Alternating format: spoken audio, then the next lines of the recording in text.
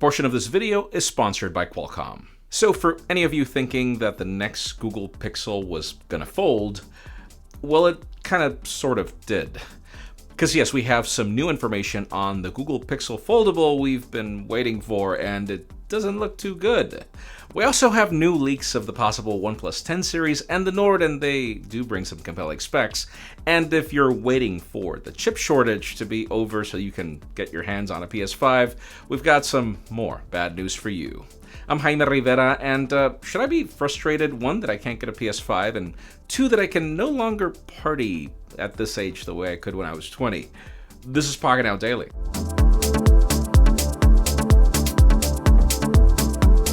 The official news today begin with Qualcomm, as they just had their Investors Day conference where Cristiano Amon, the company's CEO, laid out a lot of what we can expect from them for the future.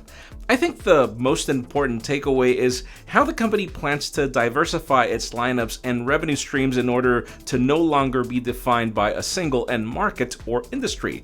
Obviously, 5G continues to be a key driver as the company plans to play a major role into every single connected device you can use or carry, which is already evolving to be more than just phones. Examples of this is how Qualcomm is teaming up with BMW to produce and develop chips for next-generation driver assistance and self-driving systems in BMW's upcoming vehicles, a huge opportunity for both companies.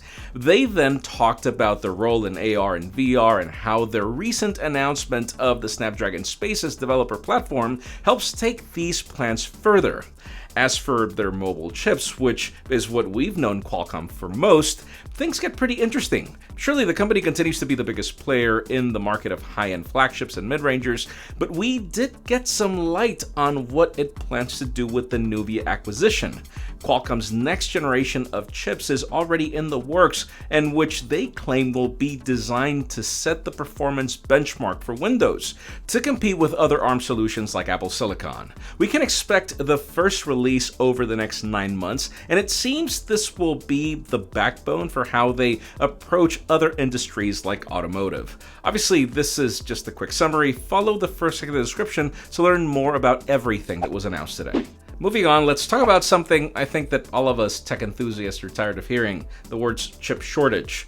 We're well over a year into the current shortage, which has affected a ton of devices, from the PS5 to things that haven't seen the light of day yet, like the Galaxy S21 FE. And even if things seem to get better, it looks like this shortage will be here for a while. On a new report for the Wall Street Journal, Foxconn is claiming that the ongoing shortage should last until the second half of 2022. Now, even with Foxconn reaching their revenue estimate so far, the company is predicting that their Q4 2022 revenue could drop if it continues. And since we're talking, again, Foxconn, just for context, Apple hasn't really been strongly impacted by the shortage like some other companies, but despite having a strong quarter, they still lost $6 billion in revenue due to this issue, and they expect the impact to be stronger for the holidays.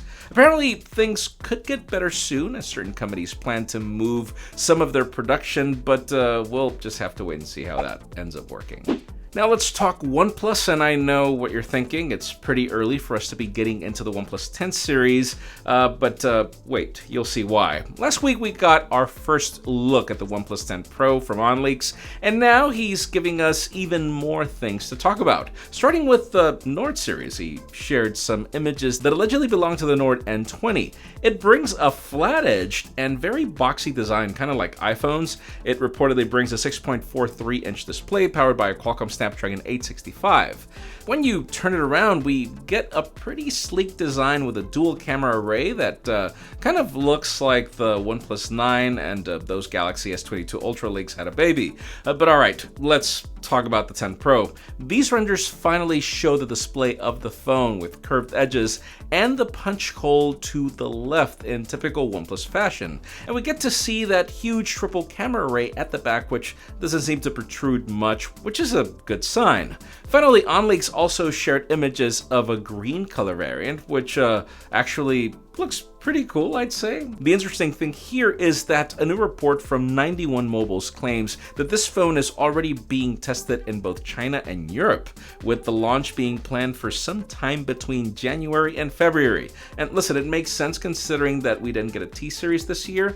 If you're wondering what the specifications are looking like, so far, 6.7-inch OLED display, Qualcomm Snapdragon 898, or whatever the name will be, a 5,000 milliamp hour battery, and support for 125-watt charging. Now, the latest leaked price tag is the problem at $1,069, which means that thing better serve you coffee. We'll see what we get. And finally, for the hottest news today, or should I say the saddest ones, let's shift gears onto Google and things we thought were going to happen, and yes, I'm talking about the Pixel Fold. First, we heard that it was coming with the Pixel 6 series this year. That obviously did not happen, with rumors then pointing it to be released in 2022 early. Now we have a new report from the DSSC claiming that Google has put this project on hold as it might not be able to compete with devices from companies like Samsung. The report cites supply chain sources saying that Google is deciding not to bring this foldable to the market in 2021 or even the first half of 2022. Apparently, the company believes that this product wouldn't be as competitive as it needs to be in a niche market that Samsung is currently dominating, and this would mean higher costs for Google when compared to Sammy.